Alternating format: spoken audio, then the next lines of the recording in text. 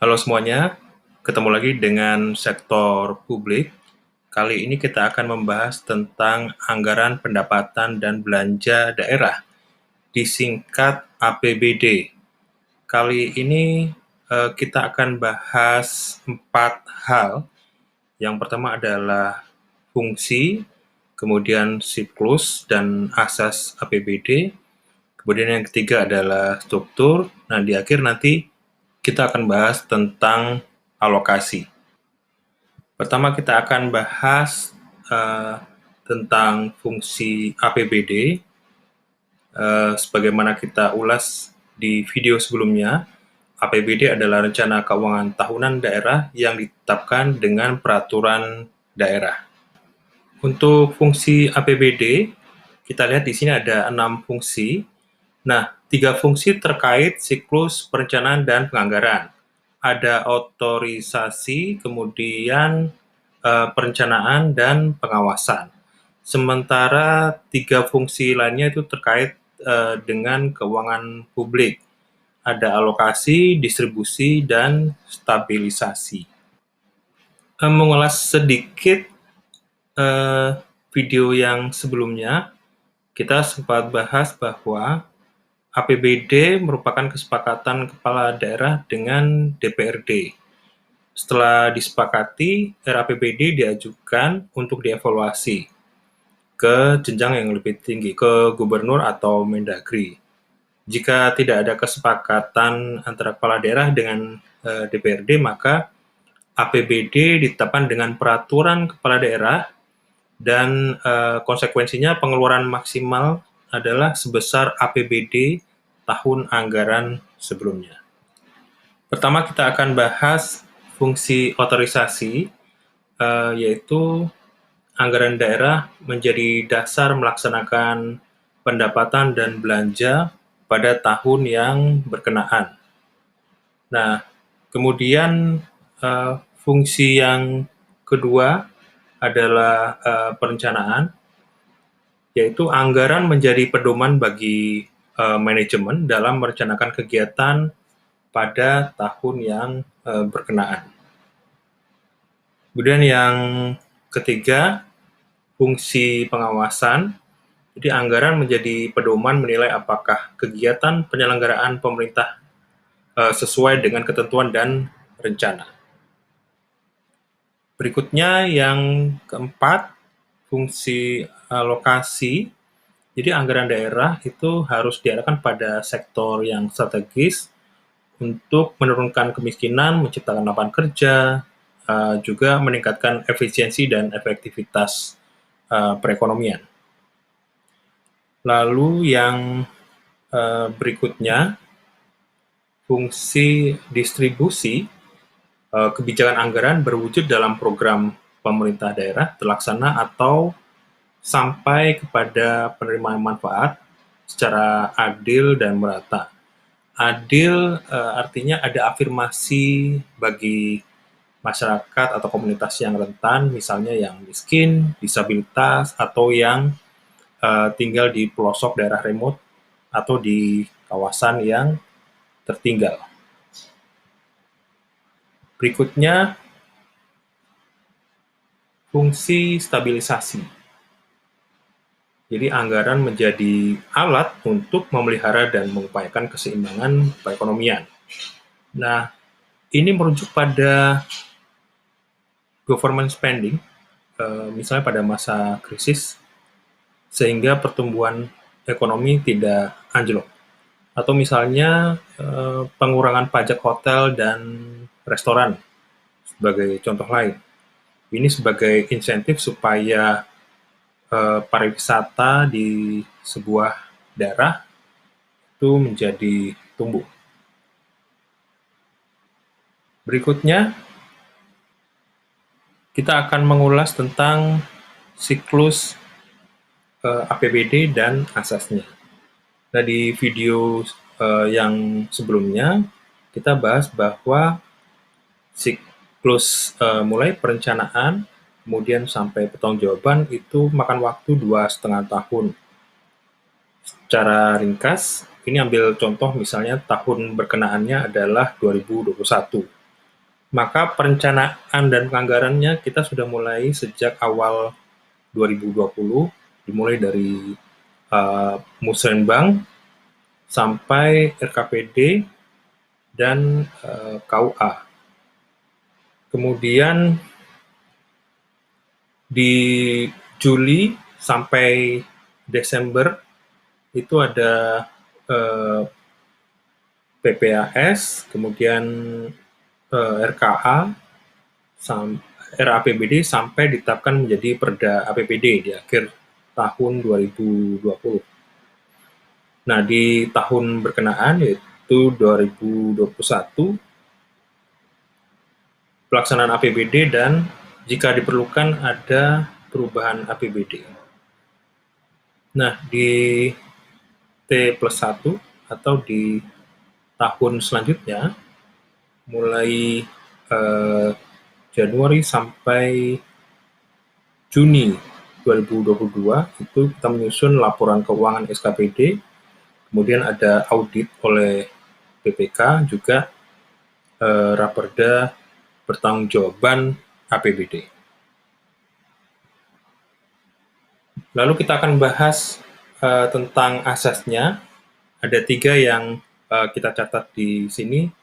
Yang pertama adalah APBD disusun sesuai kebutuhan dan kemampuan atau kapasitas pendapatan daerah. Lalu yang kedua, ini gambar cascade atau air terjun ya. Maksudnya adalah penyusunan APBD berpedoman pada KUA, Kebijakan Umum Anggaran, dan PPAS atau Prioritas dan Plafon Anggaran Sementara. Berpedoman pada RKPD atau Rencana Kerja Pemerintah Daerah. Lalu yang ketiga, APBD, perubahan APBD dan pertanggungjawaban setiap tahun ditetapkan dengan peraturan daerah. Lalu kita akan bahas, kita sudah masuk agenda yang ketiga, membahas tentang struktur APBD. Nah, kita lihat di sini, ini contoh sederhana, ada 3 sub dari APBD, yaitu pendapatan, belanja, dan pembiayaan. Nah, kemudian ada silpa di situ. Secara rinci kita akan bahas di 3 kotak warna ungu yang di sebelah kanan itu. Ini ambil contoh dengan pendapatan 1.750, kemudian belanjanya lebih besar, kemudian terjadilah defisit sebesar 500. Nah, defisit ini ditutup melalui pembiayaan. Pembiayaan netonya 500. Nah, pembiayaan neto ini diperoleh dari penerimaan pembiayaan sebesar 800, kemudian dikurangi pengeluaran pembiayaan sebesar 300. Sehingga silpanya menjadi 0. Nah, silpa ini I-nya huruf besar ya, atau kapital, adalah sisa lebih pembiayaan anggaran tahun berkenaan. Maksudnya, ini adalah selisih antara surplus atau defisit anggaran dengan pembiayaan neto. Dalam penyusunan APBD, angka silpa ini seharusnya sama dengan 0. Artinya bahwa penerimaan pembiayaan harus dapat menutup defisit anggaran yang terjadi. Berikutnya kita akan ulas tentang struktur pendapatan daerah. Dibagi jadi 2 secara umum, pendapatan asli daerah dan pendapatan transfer. Pendapatan asli daerah ini ada pajak daerah, retribusi daerah, kemudian hasil pengelolaan kekayaan daerah yang dipisahkan, dan lain-lain pendapatan daerah yang sah. Nah, lain-lain pendapatan asli yang daerah yang sah ini di sebelah kanan, kita rinci lagi, ada 3, yaitu hibah, dana darurat, dan lain-lain pendapatan sesuai peraturan. Nah, kemudian ada pendapatan transfer. Pendapatan transfer ini ada 2. Yang pertama adalah transfer dari pemerintah pusat, yaitu dana perimbangan, kemudian dana insentif daerah atau DID, dana otonomi khusus, biasa disingkat OTSUS, dana keistimewaan, dan dana desa. Kemudian transfer antar daerah, yaitu pendapatan bagi hasil dan bantuan keuangan.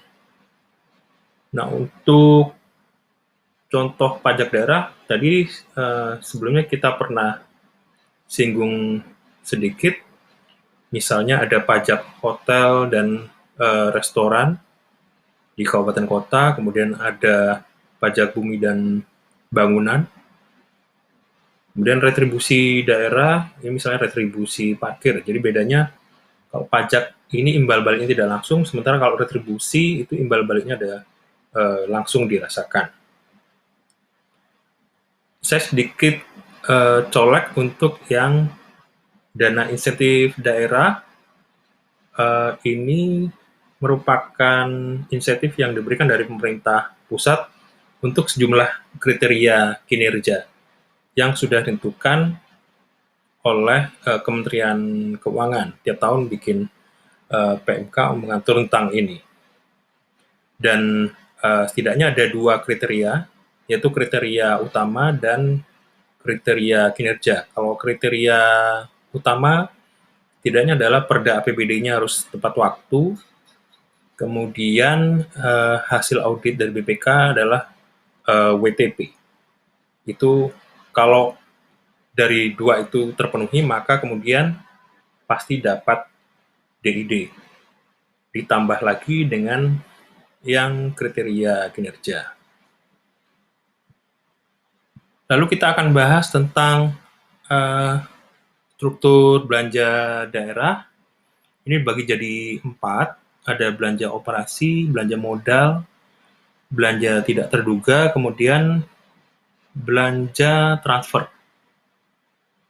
Nah, untuk yang operasi kita lihat di sini ada belanja pegawai, barang dan jasa, belanja bunga, belanja subsidi, belanja hibah, dan belanja bantuan sosial.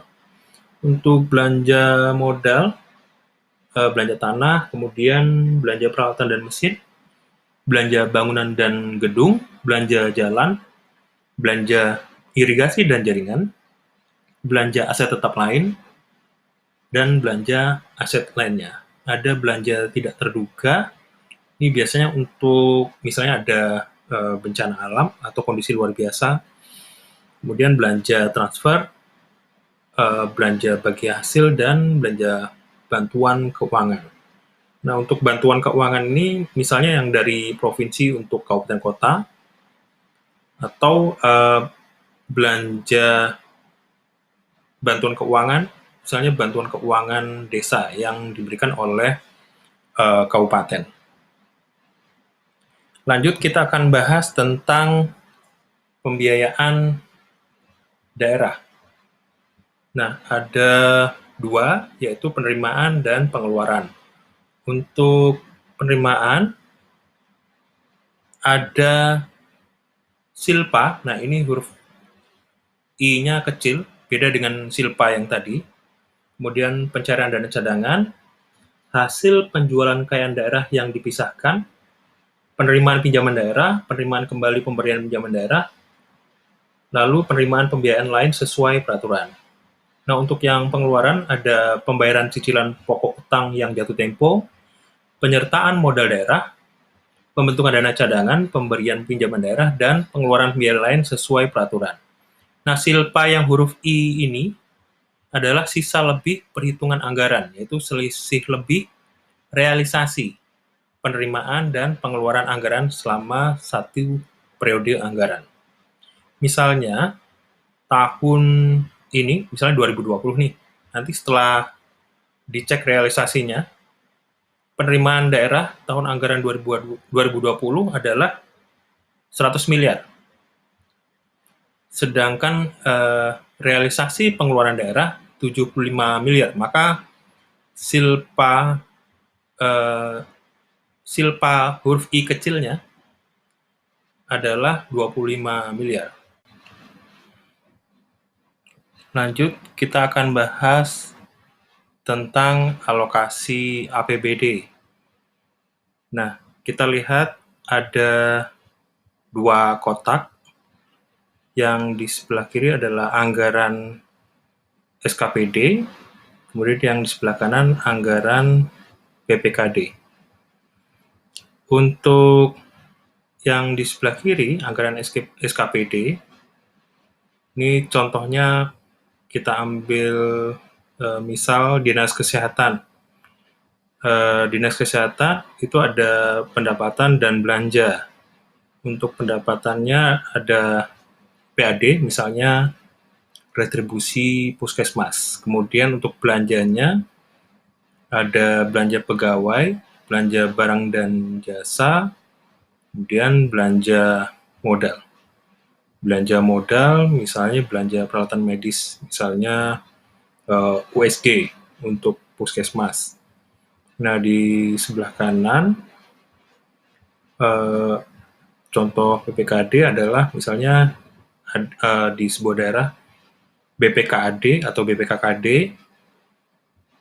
pendapatannya ada PAD, pendapatan transfer, dan lain-lain pendapatan daerah yang sah.